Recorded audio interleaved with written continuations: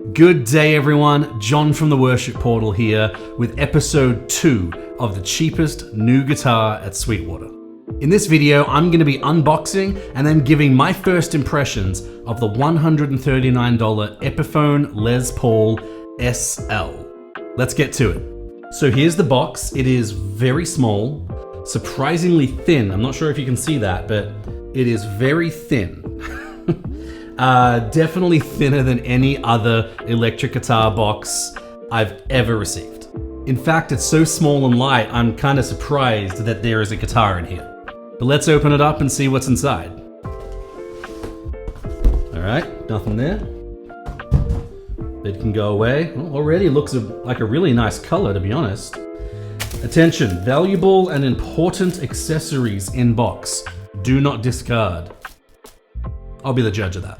All right, so I guess we grab the neck, grab this little protector off the headstock. What else is in here? Oh, here's some of these accessories. Let's pull these out first. They're taped to the box. This instrument is guaranteed to the original purchaser. Guarantee card. What have we got in here? So, hang tag. I don't think I'm really going to keep that. Epiphone owner's manual. The Epiphone story, care and maintenance, control layouts of a Flying V for some reason. Oh, it's got all of them in here. Yeah. Kind of got all of them. Not going to use that.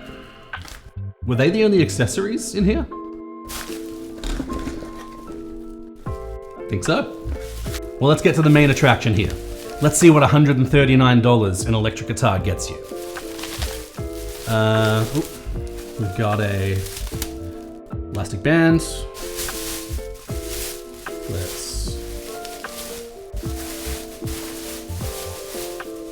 Okay. Bag within a bag. Always a good sign, I guess. All right, guess we'll just try and nicely take it out. Why not? All right. So, comes with a little protector on the strings, as well as one on the tone control switch. Not the tone control, the pickup selector, sorry. So let's get rid of that. Let's get rid of that. All right, here she is. This is what $139 in Epiphone gets you. First impressions is the color is just gorgeous, to be honest. Like, look at the back of that there. Not sure if the camera's gonna pick that up. I'll try and make sure it does. But the color is gorgeous. I love this. I think they call this one turquoise, as opposed to teal like I was calling it in my last video.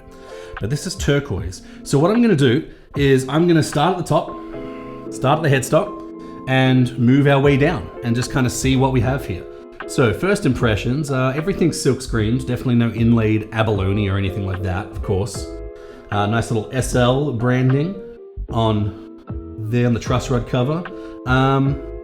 Yeah, surprisingly the finish is really nice, I gotta say. Epiphone's doing a great job there. And okay, these machine heads are the cheapest of the cheapest of the cheap Chinese machine heads that you could possibly find. These things are garbage. I've used them on many, many, many guitars. That is definitely something we are going to be swapping out during this process. You know, it's the old style Epiphone headstock, but this was released, I think, a year and a half ago, so that makes sense. They just made the change this year to their new style. Let's have a look at the neck.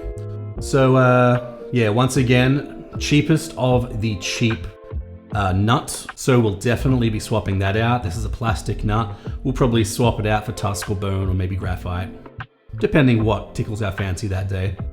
In terms of finish on the neck, I'm not really feeling any sharp frets, so that's actually pretty nice. That's pretty nice. Yeah, the finish is not that bad on those. In terms of the action's horrible. Not atrocious, but not the best. Definitely want to lower that. But I suppose, you know, dot inlays on the neck, typical sort of Epiphone feel to the neck. I'm more of a Fender style neck guy, but it's a kind of a chunky C if you're into that sort of thing. Yeah, not bad, not bad. It is a bolt-on neck, which is very un-Gibson-like, but for this price, you're not gonna expect a set or a through neck, absolutely. But yeah, look how thin this guitar is. This guitar is ridiculously thin. It's definitely where they save a lot of their money there. Yeah, but getting to the finish on the guitar itself, I'm not seeing any flaws. Looks super slick, super clean. Not really noticing any finishing errors at all from the factory, at least. Made in China, of course, as you would expect. Something this cheap. These pickups look atrociously cheap.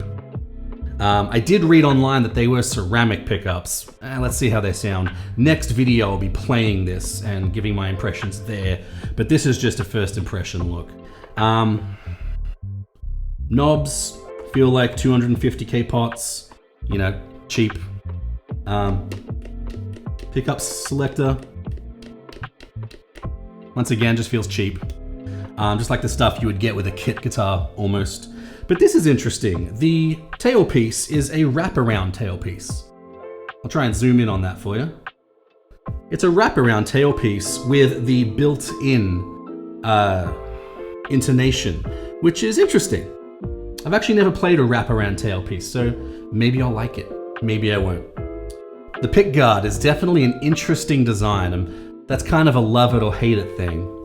I'm not crazy about it, to be honest.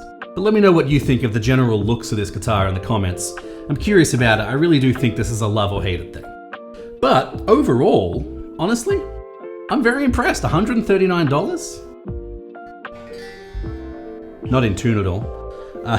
But yeah, like I was saying, overall, $139 can get you quite a bit of guitar these days, it looks like. That's surprising, very impressive. All right, so now to what I'm just initially thinking of replacing on this guitar. The first thing I want to replace, once again, let's start from the top and move our way down. Machine heads, definitely going. They're super cheap, they feel terrible. Definitely gonna replace those. Nut, gonna replace that with something a lot better, something a little slipperier that will handle bending and playing lead lines a lot nicer than that. Moving our way down, pickups, definitely gonna be swapped out. This is a single coil. I haven't decided if I wanna go humbucker yet, or maybe one of each, or Filtertron or anything like that. I'm also curious about what brand I wanna go with. So if you have some favorite pickup brands, put those in the comments. I wanna know that. Also planning on replacing the tailpiece. Not sure yet, maybe go with a Bigsby, maybe keep it a hardtail. I prefer hardtail myself, but when it comes to the ultimate worship guitar, Bigsby or a tremolo or some form of tremolo system does seem to be a favorite out there. Of course, the other thing I really want to replace are the electronics. I'm not sure how much room I have under the pickguard to be able to do some things that are really interesting. So once we get this pulled apart in a couple of videos, I'll have a look, see how much room we have. Maybe we can do something custom, maybe not. We'll have to see when we get there.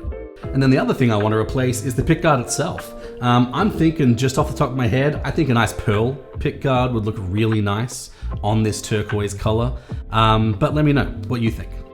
So that is the $139 Epiphone Les Paul SL, the cheapest brand new guitar that you can buy from Sweetwater today. And I'm impressed. I'm honestly impressed by what you can get for so little money these days. Back when I was first learning guitar, the cheap stuff was almost unusable. This doesn't feel too bad, and the build quality is actually surprisingly good. But let me know what you think about this in the comments. Have you played one of these before? Have you upgraded one of these? Let me know. I'm very curious to hear about this. Episode 3 of this series is going to be me playing this guitar and getting a feel for it, seeing what tones we can get out of it, plugging in a few pedals, see how worshipy this guitar can be straight out of the box, no setup, no mods, nothing.